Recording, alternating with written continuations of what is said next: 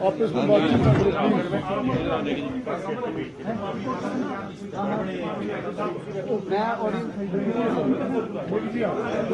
बाकी बाहर चलो, बाकी बाहर चलो सूर्या, बाकी बाहर चलाओ इनको।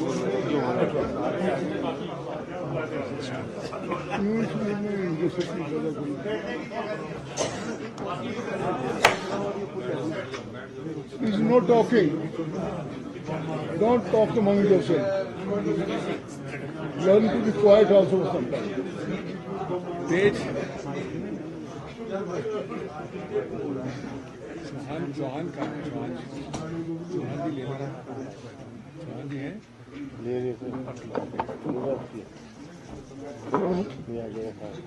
दोस्तों, आप लोगों को हम हर दिन मैं मिलता हूँ वहाँ दिल्ली में।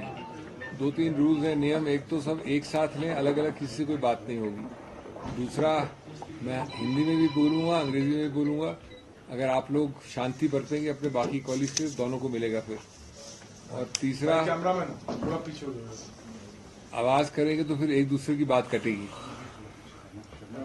अलग अलग किसी से बात नहीं करेंगे। जितने लोग आप खड़े हैं लगा लीजिए कैमरा, एक साथ बोलेंगे।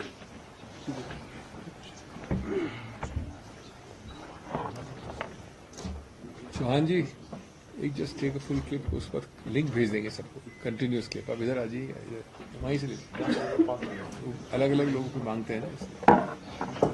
तो दोस्तों बताएं कब शुरू करना है? सब आ गए आपके दोस्त?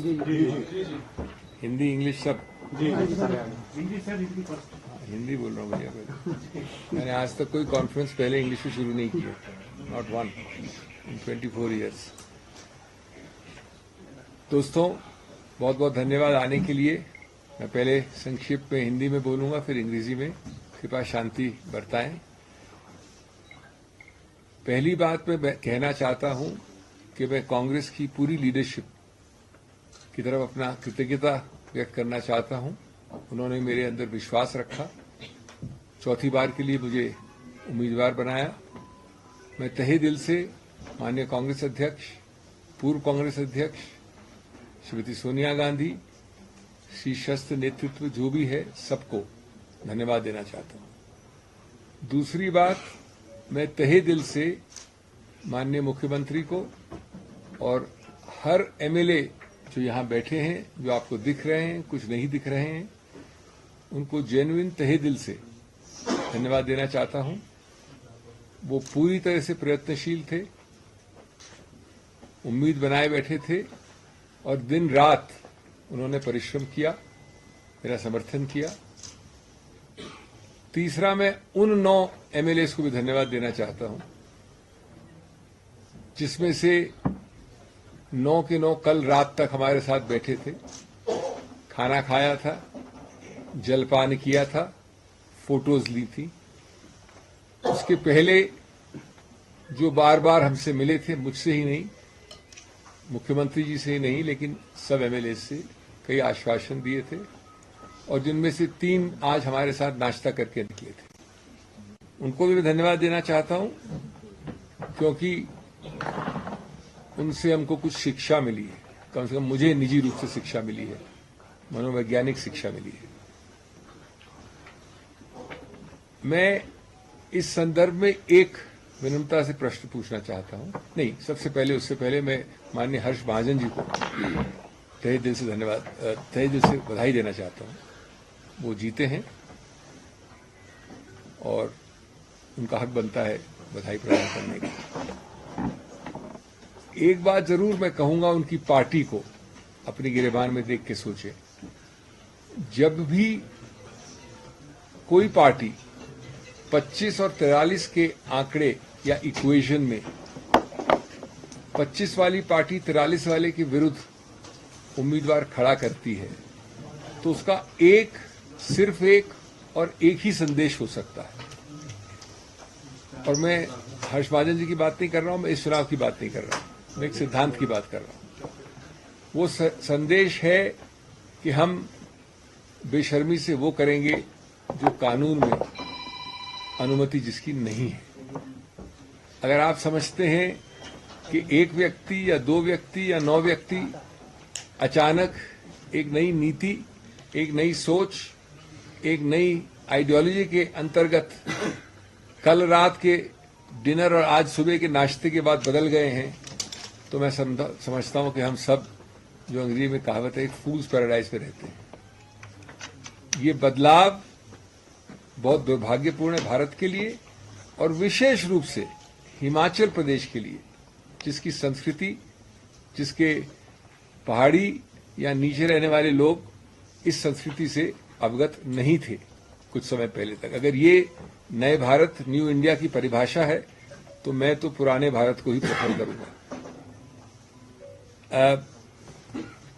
हमने हारते हारते भी इतिहास बनाया है। इतिहास इसलिए कि इतनी जद्दोजहद की, इतना मन बदलाव किया, लेकिन एक और मन बदलाव नहीं कर सके, इसलिए 34-34 का स्वाभाविक आंकड़ा भारत में शायद पहली बार और आने वाले कई दशकों में वापस होने वाली नई चीज हुई है कि 34-34 का हमारे मित्रों के इतने प्रयत्न करने के बाद भी आंकड़ा आया। और 34-34 का आंकड़ा स्वाभाविक आया, एक वोट भी इनवैलिड नहीं हुआ, सेकंड प्रेफरेंस वोट भी एक भी नहीं था। ये इस चुनाव की विशेषता है, शायद 75 साल में पहले कभी नहीं हुआ। और उसकी सबसे बड़ी विशेषता कि उसके बाद एक ड्रॉ ऑफ लॉट से निर्णय हुआ। मैं सिर्फ ये कहना चाहूंगा कि जो हुआ सो हुआ, हमको भविष्य का सोचना चाहिए। और एक आश्वासन दे के मैं हिमाचल से जा रहा हूं, हिमाचल की बात नहीं कर रहा हूं, लेकिन मैं अपनी बात कर रहा हूं कि जिन लोगों ने इतना प्रयत्न किया उनको सिर्फ मैं कह दूं विनम्रता से, पलट के आऊंगा शाखों पे खुशबू लेकर, पलट के आऊंगा शाखों में खुशबू लेकर, खिजा की जद हूं मैं, मौसम जरा बदलने दो। तो सबको वापस बहुत बहुत धन्यवाद। I will repeat this very briefly in English. I want to thank from the bottom of my heart the entire top leadership of the Congress President, the former Congress President, Srimati Sonia Gandhi, and the entire top leadership for having reposed faith in me a 4th time. They sent me to Himachal out of good faith, and I am truly, truly grateful for the remarkable amount of confidence and faith they have reposed in me. Secondly, I would like to thank profusely,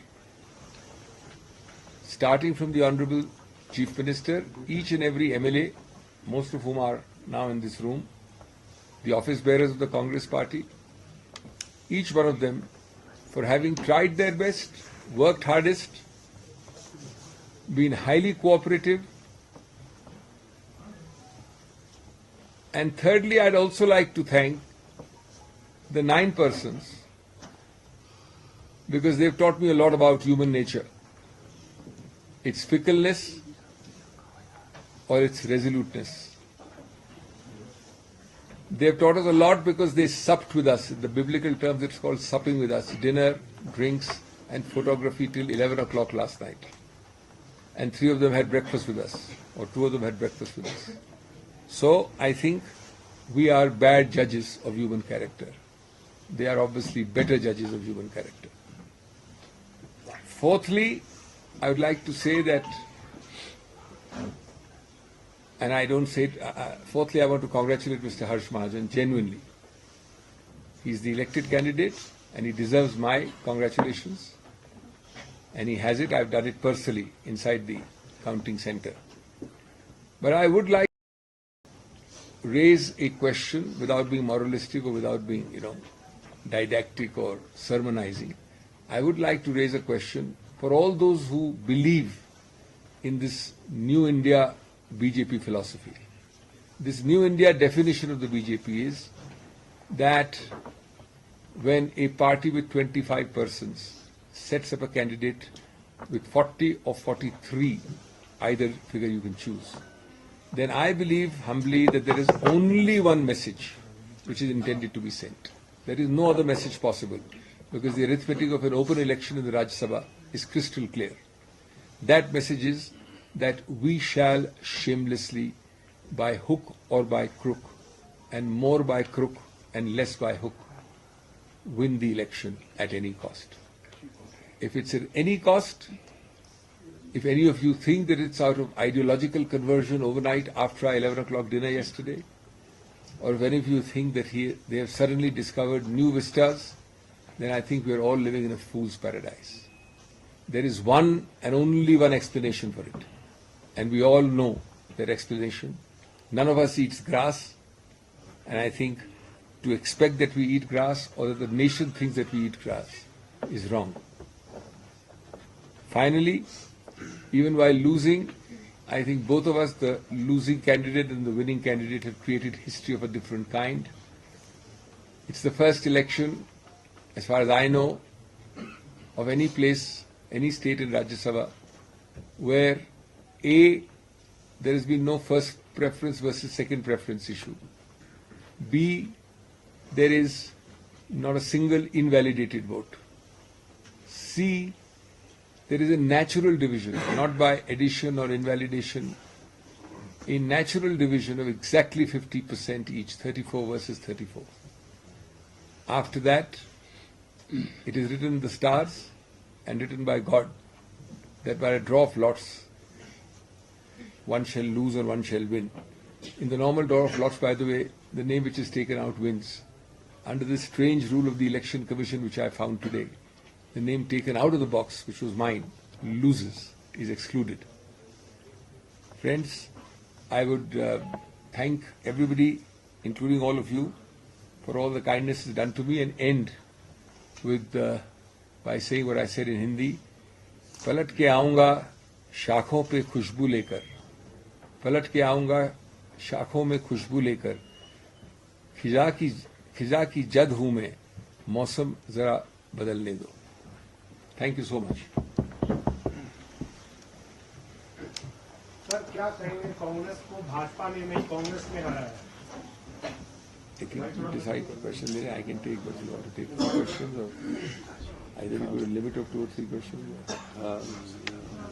अगर limit रखें आप 3-4 प्रश्न की maximum, तो मैं करेंगे, नहीं तो प्रश्न उत्तर नहीं करना चाहते. 4 प्रश्न है, 4 प्रश्न. तो क्या मानते हैं इनका उत्तर देना. सर, कांग्रेस का मुकाबला तो भाजपा से था ही नहीं, कांग्रेस से ही मुकाबला था. क्या सीख कांग्रेस ले पाएगी? बहुत सारे राज्यों में ऐसा हुआ. एक तरह से आप गलत नहीं बोल रहे हैं, क्योंकि ये वही लोग हैं जो कांग्रेस के ऊपर आए टिकट पे, कांग्रेस के इतने फायदे उठाए, कांग्रेस से इतने लाभ लिए, अपने आप को कांग्रेसमैन कहते रहे, कल रात तक हमारे साथ कांग्रेसमैन की हैसियत से खाना खाया. तो आप बिल्कुल सही कह रहे हैं. तो ये प्रश्न आप हमसे क्यों पूछेंगे? उनसे पूछिए जिन्होंने कांग्रेस कल रात तक होते हुए आज सुबह बीजेपी वाले बन गए. ये तो प्रश्न आपको उनसे पूछना चाहिए ना. सरकार से नाराजगी है सर, ये बताया. देखिए, नाराजगी हर एक अभियान में होती है. नाराजगी का मतलब ये नहीं होता है कि नमक हलाली की जगह नमक हरामी हो. सर, सरकार को कोई खतरा है? क्योंकि भाजपा के बहुत लीडर बोल रहे हैं कि कांग्रेस के विधायक जो हैं भाजपा के संपर्क में हैं. सीएम साहब, हर्ष महाजन जो है उन्होंने ये भी कहा है कि 1 हफ्ते के अंदर अंदर जो है वो सरकार अल्पमत में आ जाएगी, ऐसा दावा उनके द्वारा किया. देखिए, जैसे कि सिंघवी साहब ने कहा, शाम तक कस्में जो लोग खाते थे, सुबह तक फिर कस्में खाते रहे, और जब अपना ईमान ही बेच दिया, जो विधायक चुनकर कांग्रेस के चुनाव चिन्ह पर आया, वह 9 क्रॉस वोटिंग हुई है, जिसमें 3 तो आजाद उम्मीदवार है. उनके बारे में मैं कुछ नहीं कहना चाहूंगा. 6 जो उम्मीदवार चुनकर आए, जिन्होंने अपना ईमान ही बेच दिया, वो भारतीय जनता पार्टी को उनके क्षेत्रों में हरा कर आए हैं, और यहां आकर वो पार्टी की जो अधिकृत उम्मीदवार हैं, वरिष्ठ अधिवक्ता, हमारे प्रसिद्ध अधिवक्ता, हिंदुस्तान के सबसे लीडिंग लॉयर, उनके खिलाफ उन्होंने वोट दिया, तो क्या लगता है आपको कि वो नाराजगी का वोट था? वो तो एक ही चीज का वोट होता है जिसकी जानकारी आपको मेरे से ज्यादा होगी, जिस प्रकार की आप जानकारी रखते हैं। अब वो हिमाचल की संस्कृति में ऐसा नहीं था। हिमाचल की संस्कृति में जो जिस पार्टी से चुनकर आता था उसमें विरोधाभास रहता ही है, लेकिन जब वो चुनकर आए तो उन्होंने अपना वोट को बदला है, अपने ईमान को बेचा है। इससे आगे मैं क्या कहूं, लेकिन मैं इतना कहना चाहता हूं कि हिमाचल की जनता इस प्रकार की संस्कृति की आदी नहीं है। हिमाचल की जनता जानती है कि हमने कांग्रेस की सरकार को 5 साल चुनकर भेजा है, और जिस प्रकार से वो राजनीतिक दृष्टिकोण रखते हैं उस दृष्टिकोण को हिमाचल की जनता पसंद नहीं करती। सर, जैसे कहा कि रात को डिनर भी हुआ, सुबह ब्रेकफास्ट भी हुआ, तो क्या सुबह तक एसेस नहीं कर पाएगी उनका माइंड? नहीं, ऐसी बात नहीं फर्दर है। लाइन ऑफ एक्शन क्या रहेगी? अब जब कोई ईमान अपना बेच दे तो उसमें हम क्या बोल सकते हैं? आगे क्या लाइन ऑफ एक्शन आगे क्या रहेगा सर? देखिए, आगे कुछ लाइन ऑफ एक्शन नहीं है। 34 लोगों ने हमारे अपने ईमानदारी का परिचय दिया, तरह तरह के प्रलोभन उनको दिए। ऐसा नहीं है कि एक ही व्यक्ति को प्रलोभन मिला है। उन 34 आदमी में तरह तरह के प्रलोभन दिए जिसकी कल्पना हिमाचल के नेता नहीं कर सकते। मैं ये कह सकता हूँ उसकी कल्पना हिमाचल के नेता नहीं कर सकते, लेकिन 34 आदमियों ने अपने चरित्र का भी परिचय दिया, अपनी नैतिकता का भी परिचय दिया, अपनी ईमानदारी का भी परिचय दिया, और आज 34 के 34 आदमी हमारे पास खड़े हैं। अविश्वास देखिए, पहले आप मेरी बात सुनिए। जब 34 आदमी हमारे पास खड़े हैं, अब जिस प्रकार का वो दृष्टिकोण रखना चाहते हैं, अभी तो सेशन चल रहा है ना, तो जब सेशन चलेगा तो उस समय देखेंगे। क्योंकि राज्यसभा में एक बात याद रखना, राज्यसभा की जो बात है, जो गे है उसमें से कई लोग, उनके परिवार के लोग उनसे पूछ रहे कि आपने ऐसा क्यों किया। जब उनके घर वाले पूछ रहे तो उसमें से हो सकता है कई लोग अभी घर वापसी की तरफ भी सोचे। एक वाक्य इसमें जोड़ना मैं भूल गया। इन 9 में से कई ऐसे हैं, नाम नहीं लेना चाहता हूं, जिन्होंने मेरे नामांकन पत्र में सिग्नेचर किया है और मुझे प्रस्तावित किया है। आप ईमान की किसकी बात करते हैं? आप प्रश्न हमसे पूछते हैं। सर, मुख्यमंत्री सर, एलओपी ने कहा है कि सरकार आपके सवाल का एक जवाब हो गया। अब और कोई पूछना चाहे? भाजपा के विधायक लगातार ये दावा अब कर रहे हैं कि 9 के अलावा भी और विधायक हैं जो उनके संपर्क में हैं, और बार बार नेता प्रतिपक्ष ये कह रहे हैं कि सरकार अपना विश्वास खो चुकी है। अभी तो विश्वास तो खोया नहीं है। वो तो 34 तो हमको भी पड़े है, 34 उनको भी पड़े है। तो विश्वास की जब बात आएगी वो तो फ्लोर ऑफ द हाउस में देखा जाएगा। अभी काय को आप इस चर्चा में पड़ रहे हैं, चिंता मत करिए। तो 34 में बजट पास करना। देखिए, वो तो बजट के समय जैसी परिस्थिति होगी आपको उस समय पता लगेगी। बहुत बहुत धन्यवाद।